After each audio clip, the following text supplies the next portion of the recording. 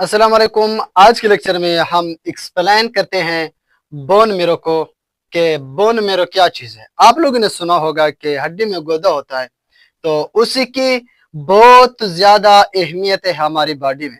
हमारी बॉडी के हर पार्ट्स में अल्लाह ताला ने एक हिकमत रखी है। कोई चीज़ बगैर हिकमत के, बगैर किसी अहमियत की नहीं है।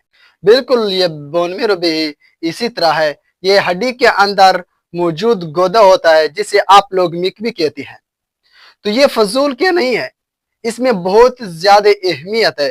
तो उस अहमियत को आप लोगों को समझाते हैं एग्जाम के नुक्ते नजर से भी, और वैसे भी इसके अहमियत को उजागर करती है। आज के लेक्चर में आप लोगों ने वीडियो को स्किप नहीं करनी। इसी टॉपिक जो कि बोन मेरो है, बहुत ही इंपॉर्टेंट टॉपिक। 9th में इस टॉपिक में से एमसीक्यू और शॉर्ट क्वेश्चन आ सकती हैं। इसी तरह FSc first part and second part, हत्ता के एमडीकेट के टेस्ट में भी यहाँ से एमसीक्यू ली जाती है। तो आज बोन मेरो को हम डिटेल से एक्सप्लेन करते हैं, तो आप लोगों ने वीडियो को स्किप नहीं करनी। बोन मेरो क्या चीज है? बोन मेरो जैसे कि आप लोगों को स्ट्रक्चर से ही जाहिर हुआ होगा कि ये एक हड्डी का स्ट्रक्चर है, और हड्डी के अंदर ये जो बीच का ये जो एक हिस्सा है, इसको बोन मेरो ही कहते हैं। लेकिन ये बोन मेरो हर हड्डी में नहीं पाई जाती। बाज ऐसी हड्डी होती है जिसके अंदर ये बोन मेरो पाई जाती है। वो हड्डी कौन सी हड्डी होती है? वो स्पॉन्जी हड्डी होती है, स्पॉन्जी बोन। स्पॉन्जी बोन ये स्पॉन्ज टिश्यू से बनते हैं। ये बिल्कुल वो हड्डी जिनके अंदर बोन मेरो होती है, वो खोखली होती है। वो बाकी हड्डी की तरह ये रिजिड नहीं होती, ठोस नहीं होती, सख्त नहीं होती, बल्कि ये खोखली होती है। बीच में से खला होती है, उसके अंदर ये बोन मेरो बन रही होती है। तो अब बोन मेरो की 2 टाइप्स है, एक रेड और दूसरा येलो।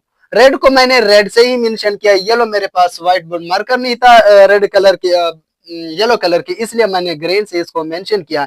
ये जो ग्रीन एरिया है ये येलो मेरो है, और जो रेड है ये रेड बोन मेरो है। तो इन दोनों को हमने यहाँ पर हर एक की कुछ कुछ डिटेल दी है। रेड बोन मेरो क्या चीज है? रेड बोन मेरो के जो अहमियत है, जो फंक्शन है, वो क्या है? हिमाटोपोइसिस।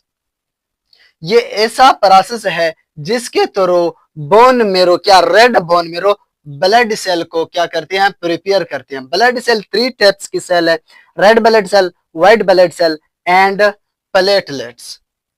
तो ये जो red blood cell, white blood cell, platelets, इनका अपनी जिंदगी के एक हद होती है। चंद दिनों के बाद ये जो रेड ब्लड सेल है, ये तकरीबन 100 से 120 दिन के अंदर ये अपने इख्तिताम तक पहुंच जाती हैं। इनकी फिर डेथ होती है, फिर इनकी जगह नए रेड ब्लड सेल आते हैं। इस तरह व्हाइट ब्लड सेल और प्लेटलेट्स की भी अपनी जिंदगी के एक इख्तिताम होती है, हदूद है। उनके बाद फिर ये नए बनते हैं। अब नए कहाँ पर बनते हैं? नए इसी ही बोन मेरो के अंदर ही बनते हैं। रेड बोन मेरो का फंक्शन ही यही है कि वो इन ब्लड सेल को क्या करते हैं? प्रिपेयर करते हैं। रेड ब्लड सेल का फंक्शन क्या है? ये कैरी ऑक्सीजन, ये पूरी बॉडी में ऑक्सीजन पहुंचाने का बहुत ही इंपॉर्टेंट जरिया है। रेड ब्लड सेल का फंक्शन क्या है कि पूरी बॉडी में ऑक्सीजन को ट्रांसफर करता है। और व्हाइट ब्लड सेल का काम यह है कि ये इम्यून सिस्टम के तौर पर काम करता है।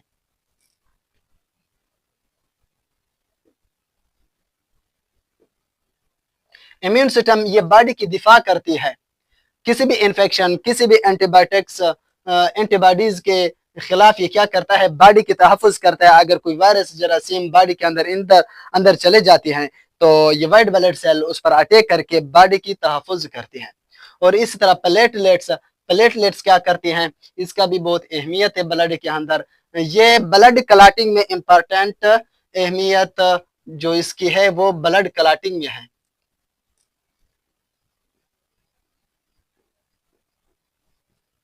ब्लड क्लॉटिंग क्या चीज है? जो खून जमता है, जब किसी जगह पर कट लग जाता है, चोट लग जाती है, तो वहां से खून बहने शुरू हो जाते हैं। जब किसी एक शख्स की, एक हेल्थ पर्सन की जो प्लेटलेट्स की मिकदार अगर नॉर्मल हो, तो उसका वो जख्म जल्द ही बनता है और हीलिंग जल्दी हो जाती है, क्योंकि प्लेटलेट्स वहां पर जाकर वो जो खून बह रहा होता है उसको क्लॉट करके उसको जमा देता है, फिर मजीद खून नहीं निकलते। इसलिए प्लेटलेट्स की भी यही अहमियत है। और आगे क्या है, yellow bone marrow. Yellow bone marrow का फंक्शन ये है कि वो फैट को स्टोर करता है। फैट फिर एनर्जी का बहुत बड़ा जरिया हमारी बॉडी के लिए। येलो बोन मेरो का काम क्या है कि वो फैट को स्टोर करता है। जरूरत पड़ने पर अगर रेड ब्लड सेल अपना नॉर्मल फंक्शन परफॉर्म ना करे, ब्लड सेल क्रिएट ना करे, तो फिर ये yellow bone marrow red bone मेरो में कन्वर्ट होकर फिर इसी रेड बोन मेरो का फंक्शन ही परफॉर्म करता है जरूरत पड़ने पर, यही येलो बोन मेरो। तो ये इसके स्ट्रक्चर है। ये पूरी एक हड्डी के मैंने स्ट्रक्चर लिया हुआ है। ये कार्टिलेज है, हड्डी के किनारे पर होती है। ये हड्डी को रगड़ने से बचाती है, कार्टिलेज की स्ट्रक्चर है। और ये जो रेड है ये रेड बोन मेरो, येलो बोन मेरो। और ये जो रीजन है, ये जो एरिया, यहाँ पर ब्लड सेल बनते हैं। और वो बोन जो स्पॉन्जी नुमा होती है, जिनके वो जो कोकली होती है, जैसे कि मैंने यहाँ पर इसको स्ट्रक्चर के जरिए आपको दिखाया है कि बिल्कुल इसी तरह अगर बोन होगी, उसी के अंदर बोन मेरो होती है। और बोन मेरो यही फंक्शन परफॉर्म करती है, रेड बोन मेरो और येलो बोन मेरो।